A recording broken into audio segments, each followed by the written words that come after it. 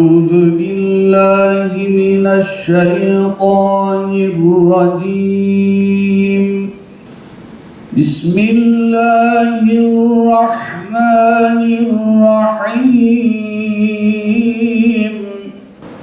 ما كان محمد أبا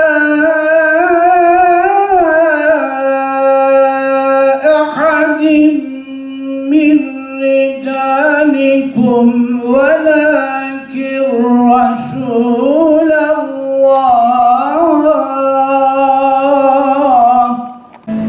Her şey zamanın içinde. Her şey zaman ve mekan üstü olana ait. Ömrü zamanla kayıtlı olan insanın yeryüzü hikayesi ne kadar da karmaşık. Her yanımız savaş, yokluk, mahrumiyet, mağduriyetin ve sefaletin pençesinde her bir yanımız. İnsan niçin bu kadar zalim ve niçin bu kadar mazlum? Bu kadar ihtiras niye? Ne garip. Paha biçilemez servetler yetmiyor insana. Daha fazla yükselmek, daha fazla kazanmak, daha fazla hükmetmek istiyor. Birbirine tahammülü olmayan insanların korkusu mu bu yoksa? Gücünü kaybetmekten mi, paylaşmaktan mı çekiniyor insan? Yoksa unutulacak olmak mı böyle tedirgin ediyor insanı? مدد يا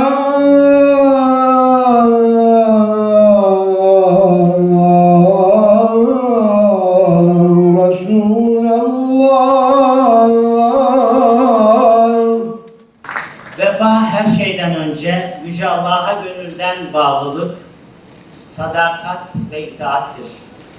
Yaşadığımız çağda unutulmaya yüz tutan vefa konusunu Peygamber Efendimizin örnekliğinde yeniden insanlığın gündemine taşınmış olması vesilesiyle başta Diyanet İşleri Başkanlığımız, teşkilatımız başta olmak üzere ve Diyanet İşleri Başkanımız Ali Erbaş hocamıza böyle bir konuyu bu yıl seçmelerinden dolayı teşekkür ediyorum. Gerçekleştirdiğimiz hafta boyuncaki etkinliklerimizle Efendimiz Aleyhisselatü Vesselam'ı ve vefa konusunu andık, hatırladık, anlamaya çalıştık. Efendimiz'i anlamak, anlatmak ve onu hayatımızda kendisinin şefaatiyle, sevgisiyle, muhabbetiyle, sünnet-i seniyyesiyle anlamlandırmaya çalışmak şüphesiz her birimize mümin olarak görevimiz, vazifemiz. Rabbim bu vazifeyi en güzel şekilde ifa edebilmeyi, vefalılardan olabilmeyi hepimize nasip eylesin.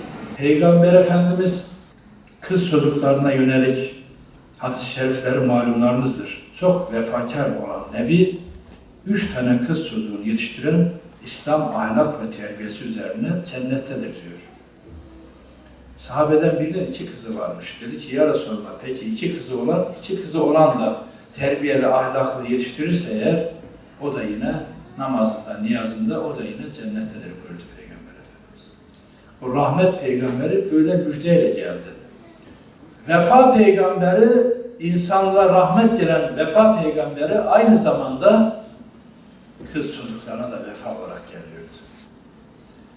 Torunlarını dizine oturtuyordu, onları seviyor, okşuyordu, öpüyordu. Bedevi bir Arap da, ya Resulallah siz ne yapıyorsunuz? Benim 12-13 tane çocuğum var, hiçbirine böyle davranmam diyordu. Allah Resulü o zaman senin kalbinden rahmet alınmışsa ben ne yapayım? Sende şefkat, merhamet kalmamış. Ve men lem yerham la yerham. Buyur. Merhamet etmeyen merhamet olunmaz. Sallallahu aleyhi ve sellem Efendimiz bizi vefa toplumu, yani o 23 yıllık zaman dilimi içerisinde vefa toplumu haline bizi getirdi.